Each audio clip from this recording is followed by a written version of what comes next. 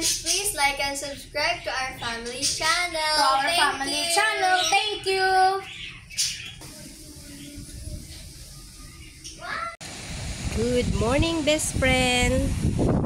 Ito na ngayon ang itsura ng likod bahay natin. Sana hindi na mga lahati yung tubig dito sa building kasi napakadelikado po. Ayun. Nagmistulang dagat na yung mga fish pan dyan. Umaapaw na talaga. Yung ibang puno, yung puno dyan na malaki, yan, sa gitna, nabubuwal na siya. Tapos, yung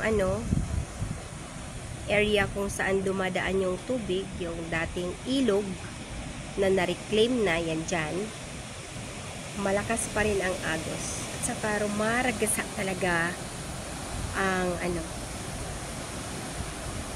ang hangin.